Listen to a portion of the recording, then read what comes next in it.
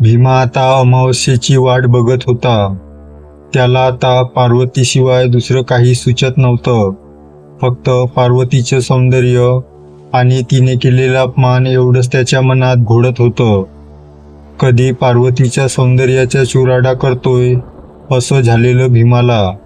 अजूनही भीमाच्या डोळ्यासमोरून पार्वतीच्या कामनीय बांधा काही केल्या हटत नव्हता. शेवटी ती अमावस्येची काळ रात्र आली. भीमा रात्रीच्या तयार होऊ लागला. हवं जेवण वाढलं. येताना लक्ष्मी भीमाला बोलली, "नाही भूक मला, तू जेवून घे, मला यायला येळ होईल." भीमा लक्ष्मीला बोलला, "अहो पण आज अमावस्या आहे, आज रात्री कुठं जाऊ नका."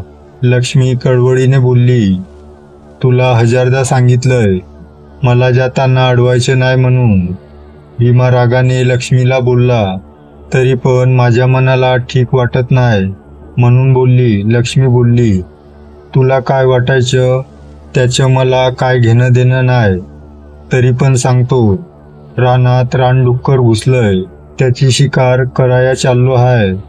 वाट बघू नगच माझी, झोप तू." हातात कुऱ्हाड घेऊन भीमा घरातून निघाला. निघताना खिशात खविसाने दिलेला अंगारा आहे की नाही याची खात्री करून घेतली. आता भीमा हळूहळू पार्वतीच्या घराच्या दिशेने जाऊ लागला. भीमाला आपलं स्वप्न पूर्ण होतंय याचा आनंद होत होता. रस्त्यावर काळोखाचं साम्राज्य होतं. मधून मधून अवकाळी ढगांमुळे रस्त्यांवरील झाडांनी राक्षसी रूप घेतलं होतं. कुठल्याही परिस्थितीत भीमाला रात्रीच्या दुसऱ्या प्रहराच्या आधी पार्वतीचं घर गाठायचं होतं. भीमा पार्वतीच्या घराजवळ पोहोचला. त्याने इकडं तिकडं बघून कोणी आहे की नाही ह्याचा कानोसा घेतला. आजूबाजूला कोणी नाही ह्याची खात्री केल्यावर भीमाने खिशातला अंगारा काढला आणि तो पार्वतीच्या उंबरठ्यावर टाकला. भीमाने त्याचं काम केलं. त्याने हळूच दरवाजा वाजवला. थोड्या वेळाने दरवाजा उघडला.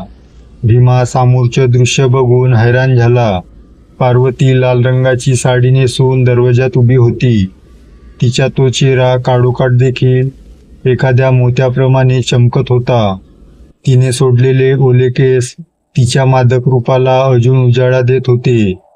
भीमाला एव्हाना कळलं की त्या अंगारामुळे पार्वती त्याच्या वशमध्ये आली आहे ते. पार्वती भीमाच्या सदऱ्यात बोट घालून आत खेचते. भीमा घरात येतो. बघतो तर काय, तिचा नवरा संपत एका कोपऱ्यात निश्चित पडला होता.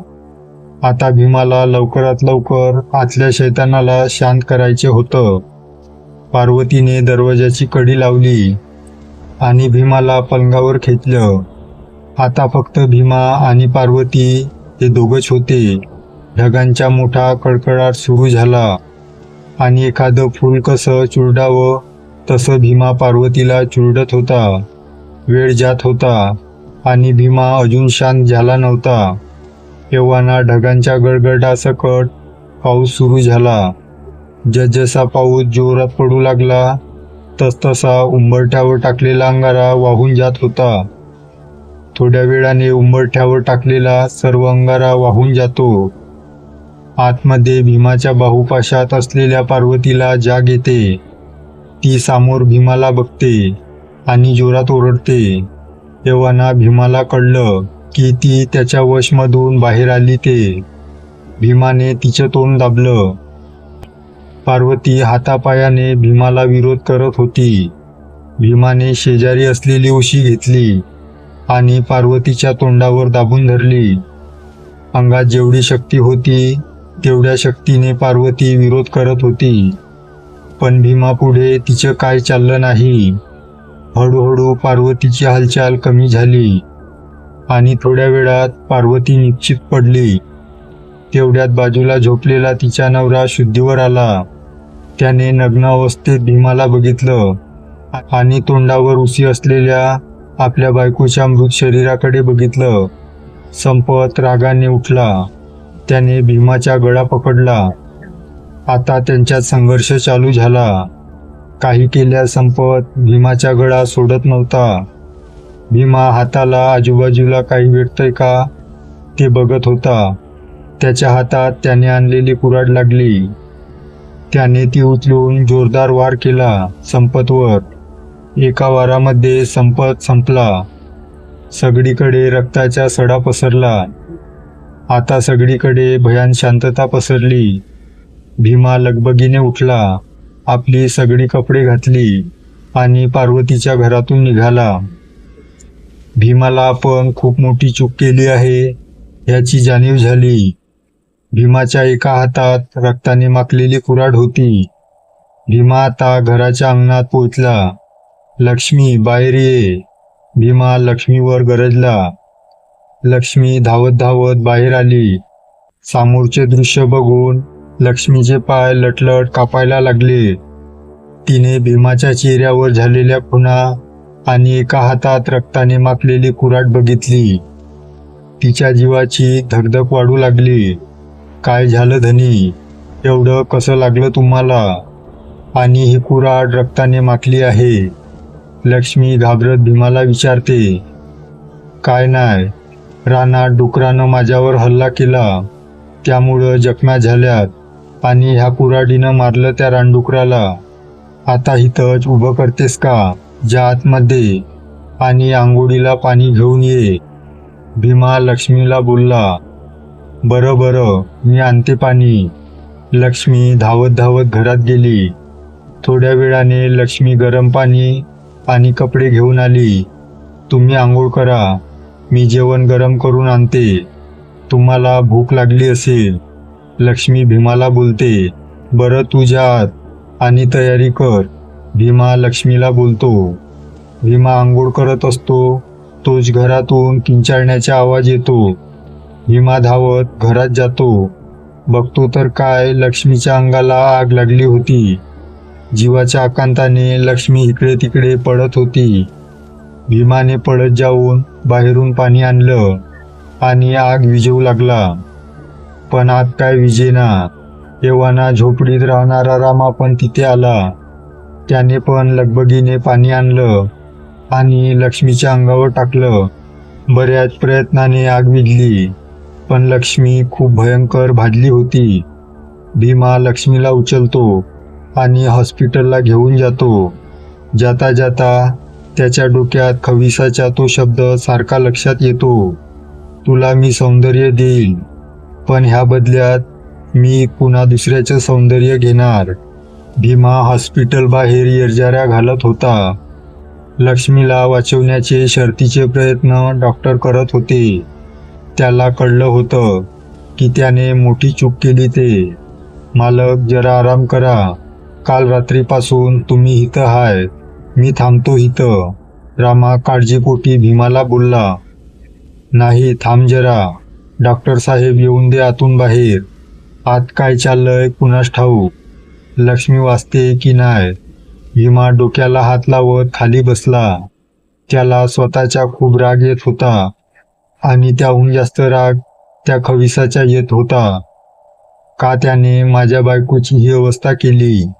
भीमा मनातल्या मनात बोलला. मालक, होईल समज ठीक, काळजी करू नका. रामा धीर देत भीमाला बोलला. वेळ कासवाच्या गतीने चालला होता. संध्याकाळ झाली, पण डॉक्टर बाहेर काही येत नव्हते. शेवटी आतून डॉक्टर बाहेर आले. भीमा ताडकन उठला आणि धावत डॉक्टरजवळ गेला. साहेब, माझी बायको कशी आहे? भीमा हात जोडून डॉक्टरला विचारू लागला. हे बघा, आता तिच्या जीवाला धोका नाही, पण तिचे जवळपास अख्खं शरीर जळलं आहे. डॉक्टर बोलले. पण ती जगल ना? भीमा रडक्या आवाजात डॉक्टराला बोलला. जगेल, पण आता पहिल्यासारखी ती राहिली नाही. आयुष्यात कधीही ती आरशासमोर उभी राहू शकत नाही, अशी तिची परिस्थिती झाली आहे. आम्ही आमच्याकडून सर्व काही केलं. आता देवच तिला या परिस्थितीतून बाहेर येण्यास मदत करू शकतो. डॉक्टर भीमाला धीर देऊन निघून गेले. भीमा जमिनीवर कोसळला आणि ढसाढसा रडू लागला. मालक, सावरा स्वतःला. रामा भीमाला बोलला. भीमाला खविसाचा खूप राग येत होता. त्याला खविसाला जाब विचारायचा होता. रामा, तू थांब इकडं, म्या जरा जाऊन येतो. भीमा डोळे पुसत रामाला बोलला. ठीक आहे मालक. रामाने होकारार्थी मान डोलवली. रामा आता लगबगीने रानाकडे निघाला. त्याच्या डोक्यात एकच प्रश्न येत होता, माझीच बायको का? त्यात तिची काय चूक होती? भीमाला रानात पोचता पोचता रात्र झाली. भीमा तावातावाने त्या पिंपळाच्या झाडाजवळ गेला. तिथे पायथ्याशी ठेवलेला अंगारा डोक्याला लावला आणि ओरडू लागला, हे खवीस, कुठं आहे तू? ये लवकर. भीमा इकडे तिकडे शोधू लागला. थोड्या वेळाने एक मोठी वाऱ्याची झुळूक आली आणि गुरगुरण्याचा आवाज येऊ लागला. झाली का तुझी इच्छा पुरी? पिंपळाच्या झाडावरून आवाज येऊ लागला. भीमाची नजर वर गेली. तिथे एका फांदीवर एक पांढरी आकृती पाय सोडून बसली होती. मला तुला जाब विचारायचा हाय, भीमा ओरडला. आता गुरगुरण्याच्या जोरात आवाज येऊ लागला. काय झालं? खवीस जोरात किंचाळला. तू माझ्या बायकोची अशी अवस्था का केलीस? भीमा बोलला, मी तुला आधीच समजावलं होतं. तुला जी गोष्ट पाहिजे असेल ती मी तुला देईन, पण ती गोष्ट मी दुसऱ्याकडून हिरावून घेईन. खवीस हसत हसत बोलला. पण मग ती गोष्ट माझ्याच बायकोकडून का घेतली? तुला दुसरं कोणी मिळालं नाही का? भीमा रागाच्या भरात बोलला. हे बघ, लक्षात ठेव, बायका, पोरं, आई बाप ही नाती तुम्हाला असतात, आम्हाला नाही. खवीस बोलला. अरे पण तिची काय चूक होती? भीमा मेटाकुटीला येऊन बोलला. चूक तर पार्वतीची पण नव्हती, चूक तुझी होती. खवीस बोलता बोलता जोरजोरात हसू लागला. बरं ठीक आहे, इथून पुढे मी तुला काय बी देणार नाही. तुझे समद बंद आता. भीमा तावातावाने बोलला. भयान शांतता पसरली. झाडावर बसलेल्या खविसाने खाली बघितलं. त्याचे डोळे लालबुंद झाले होते. गुरगुरण्याचा आवाज वाढू लागला. बघता बघता खविसाचा एक हात लांब लांब होऊन भीमाच्या दिशेने येऊ लागला. भीमा पुढचे दृश्य बघून स्तब्ध झाला. खविसाचा वाढत असलेला हात बघून भीमा घामाघूम झाला. खविसाच्या हाताने भीमाच्या गळ्याला पकडून वर खेचू लागला. भीमा त्याला प्रतिकार करू लागला, पण त्याचं काही चालेना. थोड्याच वेळात खविसाचा तो हात भीमाला खविसाजवळ नेऊ लागला. आता भीमा हवेत तरंगत होता. भीमाचा चेहरा आता खविसाच्या तोंडाजवळ आलेला. खविसाचा चेहरा अतिशय भयंकर दिसत होता. काय बोललास तू? खवीस भीमाच्या डोळ्यात डोळे घालून बोलला. खविसाचे ते लालबुंद डोळे बघून भीमा घाबरला. भीमाला खविसाच्या तोंडातले भयंकर दात दिसत होते. गुरगुरण्याचा आवाज तर सहन करण्यापलीकडे झाला होता. तू मला खायला देणार नाहीस, आता मी तुलाच खातो. खवीस हसत हसत बोलला. हळूहळू खविसाचा जबडा उघडू लागला. भीमा हळूहळू खविसाच्या जबड्याजवळ येऊ लागला. त्याला भीतीने काय करायचं ते सुचतच नव्हते. आता खविसाचा जबडा एवढा उघडलेला की एक अख्खा माणूस त्यात जाऊ शकतो. भीमाचं अर्ध डोकं त्या जबड्यात जातं. थांब थांब, मी चुकलो, मला माफ कर. भीमा जीवाच्या आकांताने जोरात ओरडत होता. आता भीमा जबड्यात जाण्यापासून थांबतो. खवीस त्याला जबड्यातून बाहेर काढतो आणि सामोर पकडतो. मी चुकलो, मी तुला भक्ष्य देत जाईल, माफ कर मला. भीमा खविसाकडे विनवणी करू लागला. तुला मी आधी सांगितलेलं, जर तू मला भक्ष्य द्यायच्या बंद करशील तर मी तुला भक्ष्य बनवेल. खवीस जोरजोरात हसत बोलू लागला. मला माफ कर, मी चुकलो, मी देईन तुला भक्ष्य. भीमा खविसाकडे गयावया करू लागला. बरं ठीक आहे, मी सोडतो तुला. खवीस भीमाला जमिनीवर सोडत बोलला. पण एक कायमस्वरूपी लक्षात ठेव, ज्या दिवशी तू भक्ष्य बंद करणार त्या दिवसापासून मी सर्व तुझ्याकडून हिसकावून घेणार आणि तुला भक्ष्य बनवणार. खवीस भयानक आवाज काढत बोलला. भीमाने होकारार्थी मान डोलवत रानातून माघारी फिरला. त्याला कळून चुकलं की खविसाला सांभाळून त्याने खूप मोठी चूक केली ती. लक्षात ठेव, दर अमावस्येला भक्ष्य भेटले पाहिजे, नाहीतर तू माझ्या भक्ष्य. खवीस मागून जोरजोरात किंचाळत होता. दिवसामागून दिवस जात होते. भीमा आतून खचला होता. भीमाची बायको अंथरुणाला खिळून होती. भीमाला लक्ष्मीची अवस्था बघवत नव्हती. भीमा आता पहिल्यासारखा खविसाला काही मागत नव्हता. भीमाला त्याची चूक कळत होती, पण सुधारायची कशी हे कळत नव्हतं. भीमा अशी चूक परत होऊ नये म्हणून काळजी घेत होता. पण विधात्याने काही वेगळंच लिहिलं होतं भीमाच्या आयुष्यात. अशाच एका दिवशी वाड्यात भीमा बसला होता. रामा धावत धावत वाड्यात आला. मालक मालक, रामा घाबरत घाबरत बोलला. काय झालं रामा, कशापायी एवढा घाबरलास? भीमा रामाला काळजीपोटी बोलला. मालक, धाकल्या धनीच्या अपघात झालाय, लय जबर मार लागलाय त्यासनी. रामा रडत रडत बोलला. हे ऐकताच जणू भीमाच्या पायाखालची जमीनच सरकली. काय बोलतोस तू रामा, तुला माहीत आहे ना, अरे तो तर तालुक्याला गेलाय. भीमा रागाने लालबुंद होऊन बोलला. मालक, मी खरं बोलतोय, खरं धाकल्या धनीला खूप लागलंय. माणसांनी त्यांना तालुक्याच्या हॉस्पिटलला नेलंय, आताच गावातली माणसं बोलली. रामा भीमाला बोलला. रामा गाडी काढ, चल लवकर जाऊ. आणि हो, लक्ष्मीला हे कळून देऊ नकोस, तिला हे सहन होणार नाही. भीमा रामाला बोलला. तू गाडी चालू कर, मी आलोच लक्ष्मीला भेटून. भीमा रामाला बोलला. भीमा लक्ष्मी जवळ आला. मनातल्या भावना मनात दाबून तो बोलला. लक्षे, हे लक्षे, मी जरा तालुक्याला जाऊन येतो. हाताचा इशारा करून लक्ष्मीने भीमाला का म्हणून विचारलं. बिचाऱ्या लक्ष्मीला गड्याला भाजल्यापासून साधं बोलताही येत नव्हतं.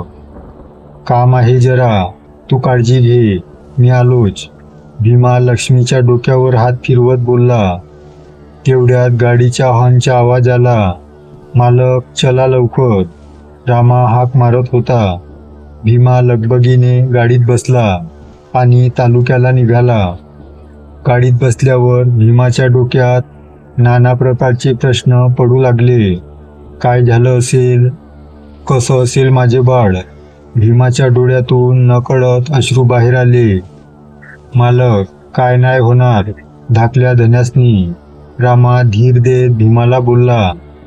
कधी एकदा गाडी हॉस्पिटलला पोचते असं झालेलं. थोड्या वेळात गाडी हॉस्पिटलच्या बाहेर पोचते. भीमा धावत धावत हॉस्पिटलमध्ये जातो. मॅडम, आकाश पाटील माझं पोरगं कुठं आहे? भीमा रिसेप्शनला विचारतो. अपघाताची केस काय? रजिस्टरमध्ये बघून नर्स भीमाला विचारते. वय वय, तोच मॅडम, भीमा कळकळीने सांगतो. त्याचं पहिल्या माळ्यावर ऑपरेशन चालू आहे, तुम्ही वरती जावा. नर्स वरच्या माळ्यावरच्या दिशेने इशारा करत भीमाला बोलते. भीमा धावत धावत ऑपरेशन थिएटरच्या बाहेर पोहोचतो. खिडकीतून आत बघतो. त्याच्या पोराच्या नाकात नळ्या टाकल्या होत्या. 4-5 डॉक्टर त्याच्या आजूबाजूला धावपळ करत काहीतरी करत होते. अधूनमधून आकाश रक्ताच्या उलट्या करत होता. आकाशच्या छातीची धडधड वाढत चालली होती. भीमाला त्याच्या पोराची ही अवस्था बघवत नव्हती. भीमाला भोवळ आली आणि भीमा तिथेच खाली पडला. रामाने धावत धावत जात भीमाला पकडलं आणि त्याला एका जागी बसवले. काय होतंय हे माझ्या बरोबर? मी काय केलंय कुणाचं? का माझ्या पोराची ही अवस्था? भीमा जोरजोरात ओरडत रडू लागला. रामा भीमाला सावरण्याचा प्रयत्न करू लागला. थोड्या वेळाने भीमा शांत झाला. आता वाट होती ती ऑपरेशन संपायची. थोड्या वेळाने डॉक्टर बाहेर आले. डॉक्टर, कशी आहे माझ्या बाळाची हालत? भीमा हात जोडून डॉक्टरला बोलला, आम्ही आमच्याकडून प्रयत्न केले. तुमच्या पोराचं जगणं कठीण आहे. पुढचे 24 तास महत्त्वाचे आहेत. जर का तो शुद्धीवर आला नाही तर मात्र काही सांगता येणार नाही. डॉक्टर भीमाला धीर देत बोलले. डॉक्टर, काय पण करा, पण त्याला बरं करा.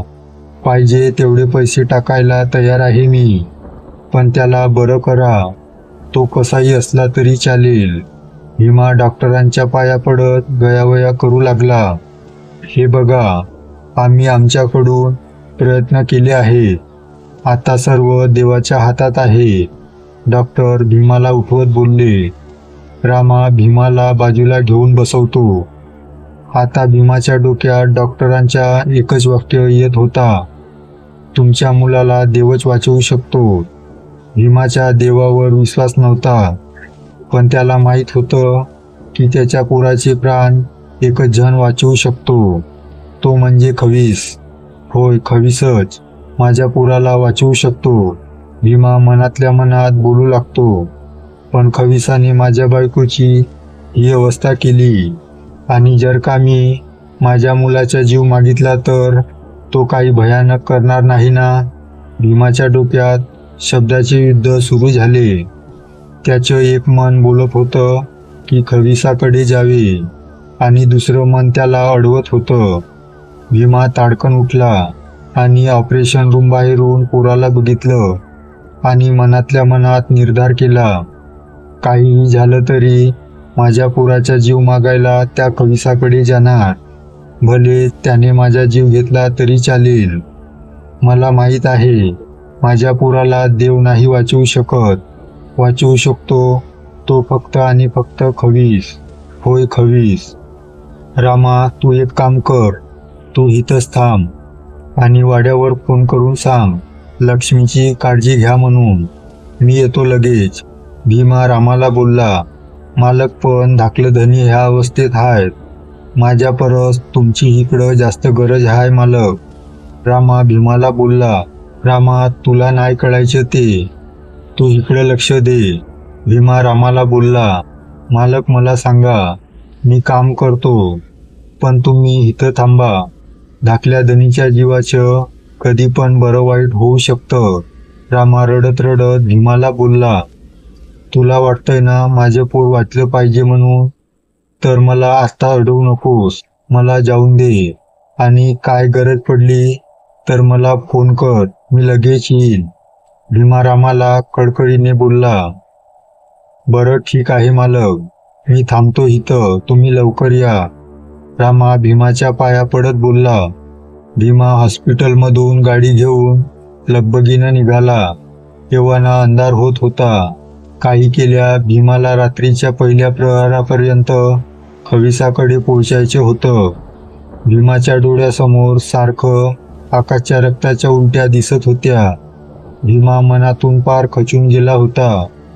एकीकडे बायकोची ती अवस्था, आणि आता पोराची ही अवस्था त्याला बघवत नव्हती. भीमासमोर सारखं त्याच्या पोराचा चेहरा दिसत होता. माझा पोरगा वाचणार, माझा पोरगा वाचणार, आणि त्याला खवीसच वाचवणार, तो माझं ऐकणार. भीमा गाडी चालवताना बडबडू लागला. थोड्या वेळात भीमा रानाजवळ आला. एव्हाना रात्रीचा पहिला प्रहर सुरू झाला होता. त्याने गाडी बाजूला लावली आणि पळत पळत त्या पिंपळाच्या झाडाजवळ पोहोचला. त्याने पिंपळाच्या झाडाजवळचा अंगारा डोक्यावर लावला आणि जोरात हंबरडा फोडला.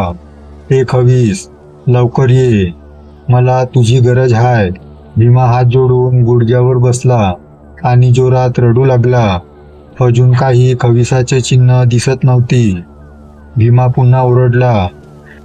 मी तुझ्या पाया पडतो खवीसा, माझ्या पोराच्या जीवाचा प्रश्न आहे, लवकर ये. हळूहळू गुरगुरण्याचा आवाज येऊ लागला. भीमा आजूबाजूला शोधू लागला.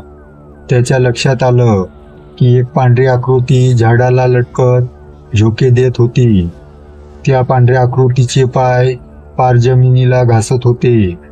खवीस जोरजोरात हसत होता आणि जोरजोरात झोके देत होता. असं वाटत होतं की त्या खविसाचे पाय झोके दिल्यावर आकाशाला भिडत होते. खवीस, माझे एक जरा, मला तुझी खूप गरज आहे. भीमा हात जोडून खविसाला गयावया करू लागला. थोड्या वेळातच खवीस झोके द्यायच्या बंद करतो आणि स्तब्ध उभा राहतो. हळूहळू खविसाची मान वाढतच जाते. ती अजून उंचच उंच वाढते. भीमा पुढचे चित्र बघून घाबरू लागतो. तू मला मदत करणार आहेस की नाही? भीमा खविसावर चिडून बोलतो. तसं ती वाढलेली मान नागमोडी वळण घेऊन भीमापर्यंत पोचते. आता भीमाच्या आणि खविसाचा चेहरा सामोरासमोर होता. खवीस भीमाकडे बघतो आणि गुरगुरतो, काय झालं? काय पाहिजे तुला? खवीस जोरजोरात हसत भीमाला बोलतो, माझ्या पोराचा अपघात झालाय. तो मरणाच्या उंबरठ्यावर पोहोचला आहे. भीमा रडत रडत खविसाला सांगतो. मग मी काय तुला मदत करू? खवीस लालबुंद डोळ्याने भीमाकडे बघत बोलला. डॉक्टरांनी सांगितलंय की त्याचे जगणं शक्य नाही. पुढचे 24 तास महत्वाचे आहे म्हणून. मला माहीत आहे माझ्या पोराला तूच वाचवू शकतोस. भीमा खविसासमोर गयावया करू लागला. तुझा पोरगा मरणार. तो उद्या मरणार. त्याच्या नशिबात मरण लिहिलं आहे. खवीस जोरजोरात किंचाळत भीमाला बोलला. असं काय बी बोलू नगस. तुला काय पाहिजे ते मी तुला आयुष्यभर देईन, पण माझ्या मुलाचे प्राण वाचव. भीमा कळकळीने खविसाला बोलला. कठीण आहे हे सगळं. तू मला सृष्टीचा नियम मोडायला सांगतोय. कठीण आहे सगळं. खवीस जोरजोरात किंचाळत बोलतो. म्या तुझ्याकडं खूप आशेने आलोय. पाहिजे तर माझा जीव घे, पण माझ्या पोराला वाचव. भीमा खविसासमोर भीक मागतो. तुला मी अजून सांगतो, हे चुकीचे आहे म्हणून. मी तुझ्या पोराला वाचवतो पण. खवीस वाक्य अर्धवट ठेवून जोरजोरात हसतो. पण काय? तू बोल नुसतं. मी समज देतो तुला. मला दिलेला सगळा पैसा अडका घे, पण वाचव माझ्या पोराला. भीमा हात जोडून खविसाला बोलला. तुझ्या पैसा अडक्याने माझ्या काय बी होणार नाही. मी तुझ्या पोराचा जीव देईल तुला, पण मी कुणाचा तरी जीव घेईल. खवीस हसत हसत बोलला. म्हणजे? म्या काय समजलो नाही. भीमा खविसाला बोलला. जीवाच्या बदल्यात जीव घेईल मी. जीवाच्या बदल्यात जीव घेईल. खवीस हसत हसत बोलला. भीमाला त्याच्या पोराच्या जीवासमोर काही सुचत नव्हतं. भीमा भान हरपून बसला होता. त्याला फक्त आणि फक्त त्याच्या पोराचा जीव दिसत होता. चालेल, तुला काय करायचे आहे ते कर, पण मला माझ्या पोराचा जीव दे. भीमा रडत रडत खविसाकडे भीक मागतो. वाचल तुझा पोरगा. जीव वाचल. खवीस जोरजोरात किंचाळत होता. पण कसा? भीमा खविसाला बोलला. एक काम कर, झाडाजवळच्या अंगारा उचल आणि तुझ्या पोराच्या कपाळाला लाव, म्हणजे त्याचा जीव वाचेल. खवीस हसत हसत बोलला. पण अजूनही लक्षात ठेव, जीवाच्या बदल्यात जीव. खवीस हसत हसत जोरजोरात किंचाळत होता. बरं. भीमा खविसाला हात जोडून रानातून निघू लागला. लक्षात ठेव, जीवाच्या बदल्यात जीव. लक्षात ठेव. खवीस मागून जोरजोरात ओरडत होता. भीमा रानाच्या बाहेर येतो आणि त्याला फोन करतो. भीमा रानाच्या बाहेर येतो आणि फोन करतो. मालक, लवकर या इकडं. डॉक्टर बोलवतायत तुम्हासनी. अजून एक ऑपरेशन करायचे म्हणतात. रामा फोनवरून भीमाला बोलला. तू घाबरू नगस. मी येतोय थोड्या वेळात. डॉक्टरांना थांबायला सांग. मी आलोच. भीमा रामाला धीर देत बोलला. आता भीमा लगबगीने हॉस्पिटलला निघाला. तो गाडी कोणत्या वेगाने चालवतोय हे त्यालाच कळत नव्हतं. त्याला लवकरात लवकर हॉस्पिटलला पोहोचायचे होतं. थोड्या वेळात भीमा हॉस्पिटलला पोहोचतो. डॉक्टर साहेब, काय झालं? भीमा डॉक्टरांना विचारतो. आकाशच्या मेंदूतून रक्तस्राव होतोय. त्याचे लगेच ऑपरेशन करावं लागेल. त्यासाठी तुमची सहमती पाहिजे होती. डॉक्टर भीमाला बोलले, माझी हाय सहमती डॉक्टर साहेब. तुम्ही करा ऑपरेशन त्याचं. फक्त त्याचा जीव वाचवा. पण त्याआधी माझी एक विनंती आहे. भीमा डॉक्टरांना बोलला. कसली विनंती? डॉक्टर भीमाला बोलले, ऑपरेशन आधी मला माझ्या पोराला हा देवाच्या अंगारा लावू द्या बस. अजून काय बी नाही बघा. भीमा कडकडीने डॉक्टरांना बोलला. ठीक आहे लावा. आम्ही तयारी करतो. डॉक्टर भीमाला बोलून ऑपरेशनच्या तयारीला जातात. भीमा ऑपरेशन थिएटरमध्ये जातो. खिशातून आणलेला अंगारा आकाशच्या कपाळावर लावतो. आकाश, तुला काय बी होणार नाही. तुझा बाप अजून जिवंत आहे. तुला काय बी होऊ देणार नाही. भीमा निश्चित पडलेल्या आकाशकडे बघून बडबडतो. तुमचे झाले असेल तर बाहेर जावा. ऑपरेशन चालू करायचे आहे. नर्स भीमाला दम देते आणि बाहेर काढते. ऑपरेशन चालू होतं. भीमा ऑपरेशन थिएटर बाहेर येरझाऱ्या घालू लागतो. त्याचं मन कशातच लागत नव्हतं. त्याचा जीव कासावीस झाला होता. तासामागून तास जात होते, पण ऑपरेशन संपत नव्हतं. डॉक्टरांच्या लांबच लांब रांगा ऑपरेशन थिएटरमध्ये धावपळ करत होते. अधूनमधून एखादी नर्स धावत धावत बाहेर यायची, पण ती देखील भीमाला काही दाद देत नव्हती. थोड्या वेळाने ऑपरेशन झालं. डॉक्टर बाहेर आले. डॉक्टर साहेब, कसं आहे माझे पोरगं? भीमा डॉक्टरांना विचारतो. ऑपरेशन झालंय व्यवस्थित, पण अजून काही सांगता येत नाही. जर का तो लवकर शुद्धीवर आला तर तो जगेल.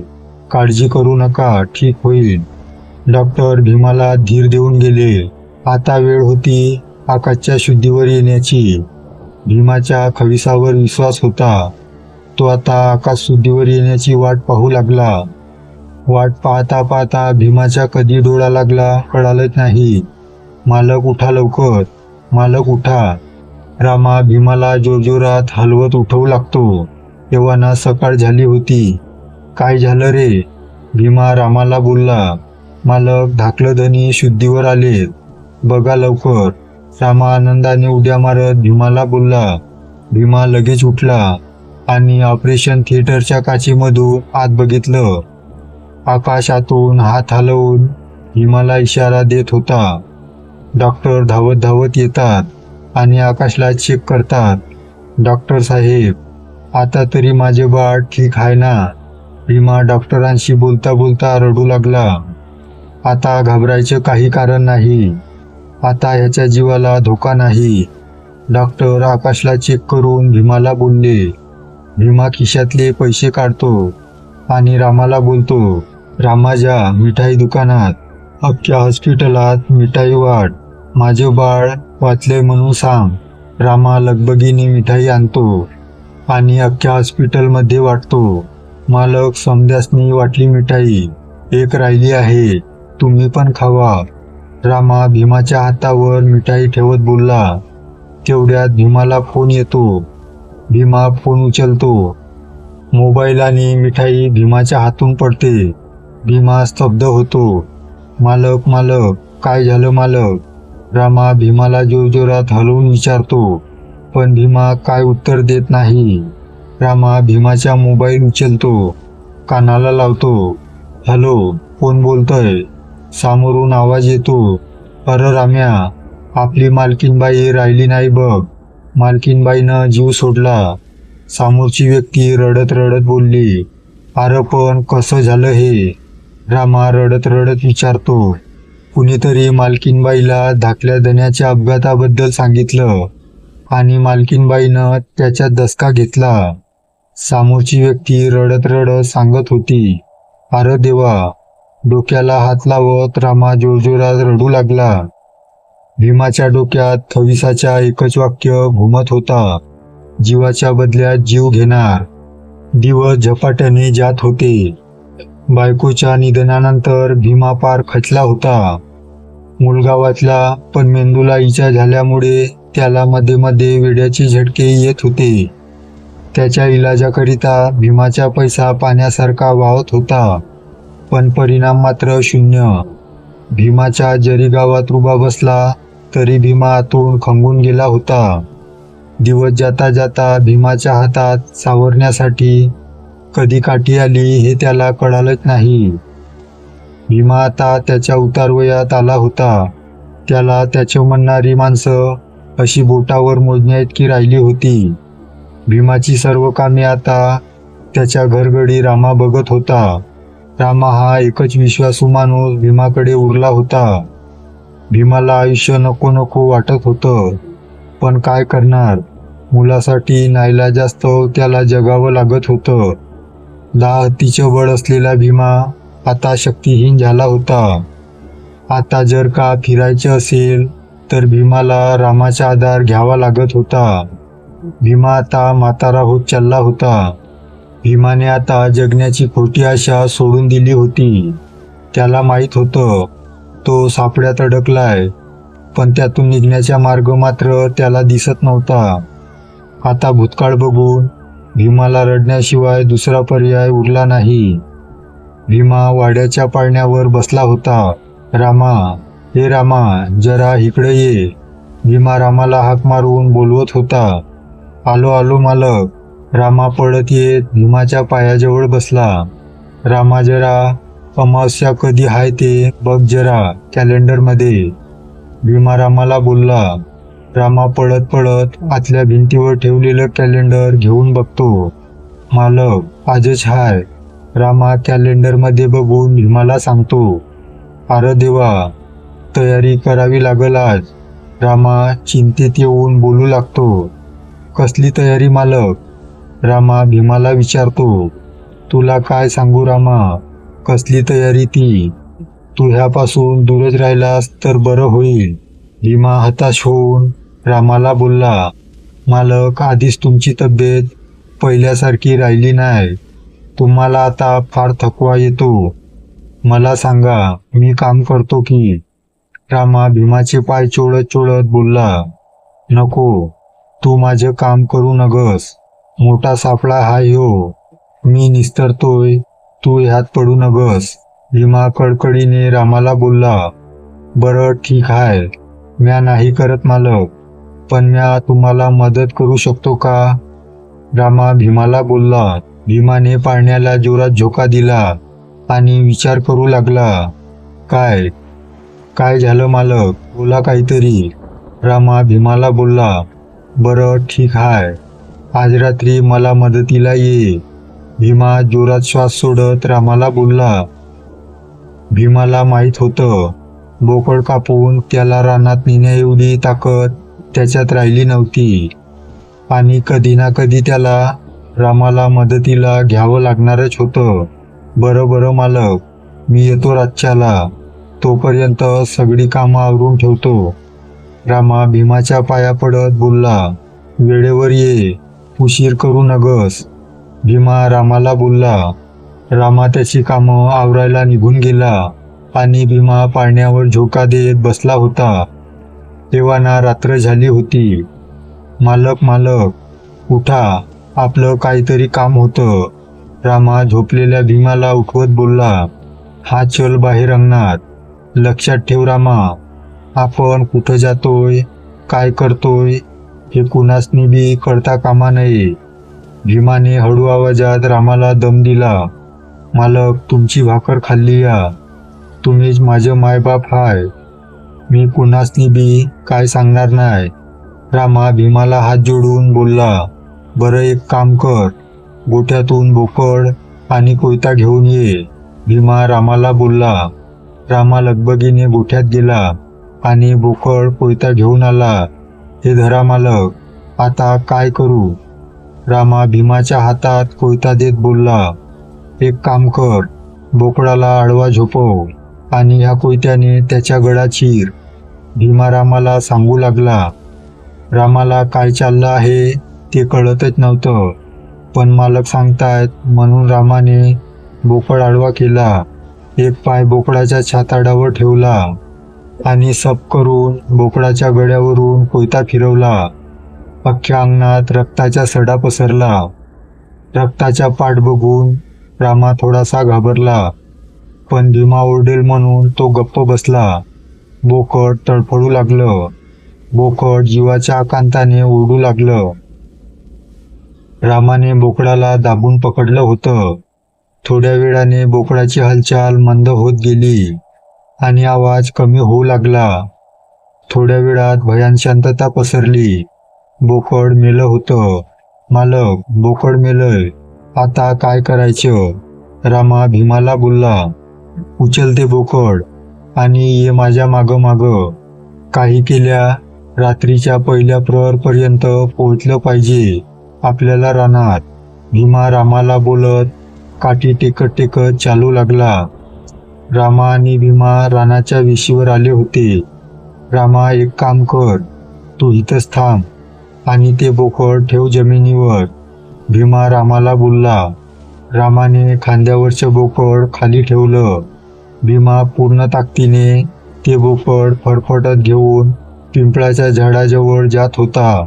मालक, मी करतो ना मदत, रामा बोलला. नाही रामा, तू त्या वेशीच्या आत येऊ नगस. हा शब्द आहे माझा, भीमा रामावर ओरडत बोलला. रामा आता एका जागी स्तब्ध उभा राहिला. भीमा हळूहळू ते बोकड खेचत पिंपळाच्या झाडाजवळ आला. रामा लांबून सगळं बघत होता. भीमाला दम लागला होता. तो पिंपळाच्या झाडाजवळ बसतो आणि थरथरत्या हाताने अंगारा उचलून डोक्याला लावतो. हे खविसा, ये लवकर, तुला भक्ष्य आणलाय. भीमा जोरजोरात ओरडतो. हळूहळू पिंपळाच्या झाडाजवळ धूर होऊ लागतो आणि गुरगुरण्याचा आवाज येऊ लागतो. भीमा खविसाला इकडं तिकडं शोधतो. मागे वळून बघतो तर खवीस 2 गुडघ्याच्या मध्ये डोकं घालून बसलेला असतो. आलास का तू? खविसाचं बोलता बोलता मुंडकं धडावेगळं होतं आणि ते घरंगळत भीमाच्या पायाजवळ येतं आणि त्याचं धड तिथेच बसलेलं असतं. भीमा थोडा दचकतो. दे माझं भक्ष्य, दे लवकर. पायाजवळ पडलेलं खविसाचं मुंडकं जोरजोरात हसत बोलत होतं. ते बघ, तिथं ठेवलंय तुझं भक्ष्य, घे. भीमा बोकडाकडे इशारा करत बोलला. खवीस जोरजोरात हसू लागला आणि त्याचं धड त्या बोकडाजवळ जाऊ लागले. बिना शिराचं चालणारं धड बघून भीमा अवाक झाला आणि खविसाचं मुंडकं जोरजोरात हसत होतं. खविसा, मला वाटतंय हे माझ्याकडून तुला शेवटचं भक्ष्य असेल. भीमा खविसाला हात जोडून बोलला. हे एकटाच खविसाचं मुंडकं हवेत उडालं आणि भीमाच्या अवतीभोवती फिरू लागलं. आता गुरगुरण्याचा आवाज वाढू लागला. खविसाचे डोळे लालबुंद झाले. थोड्या वेळाने खविसाचं मुंडकं भीमाच्या चेहऱ्यासमोर येऊन स्तब्ध झालं. खविसाचे लालबुंद डोळे भीमाकडे रागाने बघत होते. काय झालं? खवीस जोरात किंचाळला. आता माझ्यात पहिल्यासारखी ताकद राहिली नाही. माझ्याकडून हे होईल आता असं वाटत नाही. भीमा कडकडीने खविसाच्या पाया पडत बोलला. रानाच्या वेशीवर उभा असलेल्या रामाला काहीच कळत नव्हते. आपला मालक कुणाशी बोलतोय आणि कुणाच्या पाया पडतोय काहीच कळत नव्हतं. आता खविसाचं मुंडकं भीमाच्या अजून जवळ येतं आणि बोलतं. तुला मी आधीच सांगितलेलं, ज्या दिवसापासून भक्ष्य बंद होईल त्या दिवसापासून तुला दिलेलं सगळं मी हिसकावून घेईन आणि शेवटी तुझे प्राण घेईन. खवीस जोरजोरात हसू लागला. मला माफ कर, पण माझी सुटका कर ह्यातून. भीमा खविसासमोर नतमस्तक होऊन विनवणी करू लागला. एक जोरात वाऱ्याचा झोका आला. त्याने भीमाला उचलून फेकून दिले. तुझ्या मृत्यूच हाच एक मार्ग आहे यातून सुटायचा. खवीस जोरजोरात हसत बोलला. कसं तरी भीमा स्वतःला सावरत उठला. त्याच्या हाताला आणि पायाला जबर मार लागला होता. नको मला मारू, मी प्रयत्न करतो तुला भक्ष्य देण्याचा. भीमा घाबरून खविसाला बोलला, लक्षात ठेव, ज्या दिवशी भक्ष्य भेटणार नाही त्या दिवसापासून तुला दिलेलं सगळं मी घेऊन जाईल आणि शेवटी तुझा मृत्यू. खवीस जोरजोरात किंचाळत हसू लागला. भीमा निराशेने परत माघारी फिरला. रामाला काही कळत नव्हतं काय चाललंय ते. भीमा रानाच्या वेशीवर आल्यावर रामाने त्याला आधार दिला आणि दोघे घरी जाऊ लागले. मागून खवीस जोरजोरात ओरडत होता, लक्षात ठेव, जर का भक्ष्य देण्यात खंडन झालं तर तुझा मृत्यू होईल. मी सगळं हिरावून घेईल तुझ्याकडून. तुझा मृत्यू होईल. मित्रांनो, ही गोष्ट तुम्हाला कशी वाटली लाईक व कमेंट करून सांगा. भेटूया या कथेच्या पुढील भागात.